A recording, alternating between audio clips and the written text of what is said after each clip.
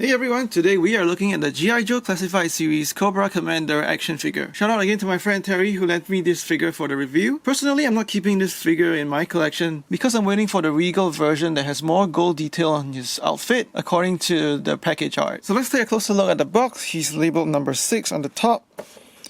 Hasbro product and contact information on the bottom.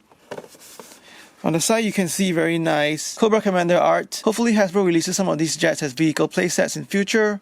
And on the back, we see more of the same G.I. Joe art as well as the warnings in the different languages. Moving on to the other side, we can see some of his badges. And comparing the side of the box to the one from Duke, we see two similar badges probably for leadership as well as marksmanship. So let's get the box open.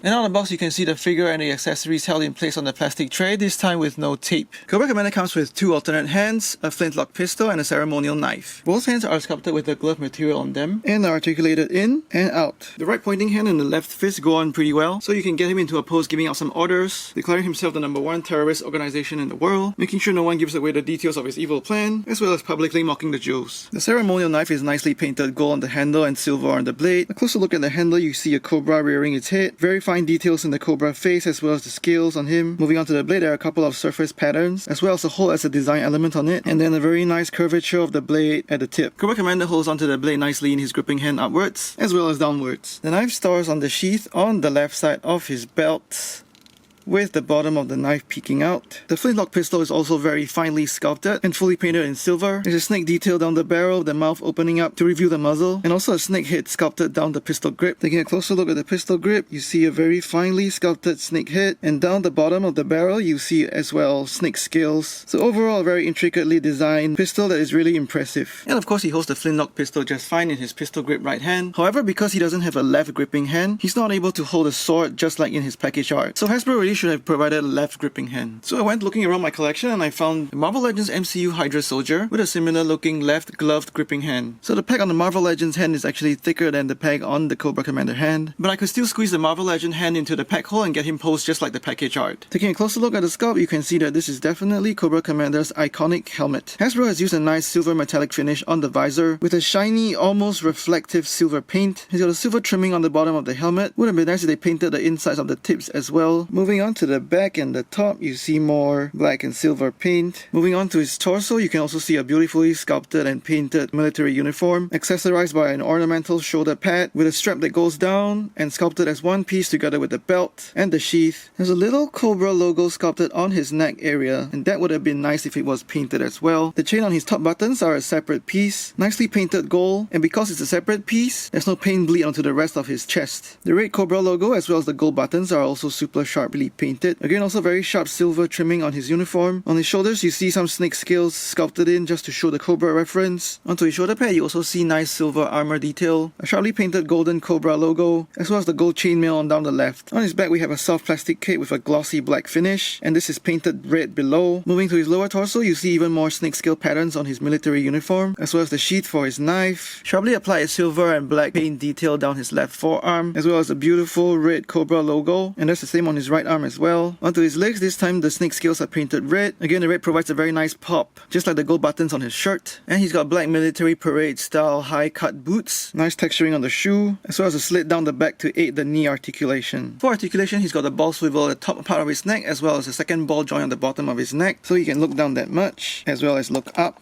Looking up just hindered by the back of his helmet. He's got pretty good butterfly joints forward. And moving on to the back, you can see that even with the butterfly joints flexed forward, Hasbro has not skimped on the sculpt and the paint on the inside of the butterfly joint. And generous butterfly joints backwards as well. So moving on to the side, you can see that he's pulling his arms pretty far back. Swivel hinge at the shoulders to go all the way around as well as out. That's hindered a little bit on the left side, not so much outward, but he cannot move his arms all the way around. Upper bicep swivel, double jointed elbows, swivel at the wrist, as well as an up and down hinge on his right hand, and an in and out hinge on his left hand. Single click ab crunch forward combined with the ball joint at the hip gets you a forward bend, as well as a single click backward bend. And this is where the sculpt breaks up over here, looking pretty odd when he bends backwards. It actually looks odd down the back as well when he bends forward, but at least that's on the back of the figure. 360 waist swivel, He's got just a little bit of those drop down hips, ball jointed hips that go forward and backward, at the back hindered by the skirt. He only can split sideways that far, again hindered by the skirt. Thigh swivel,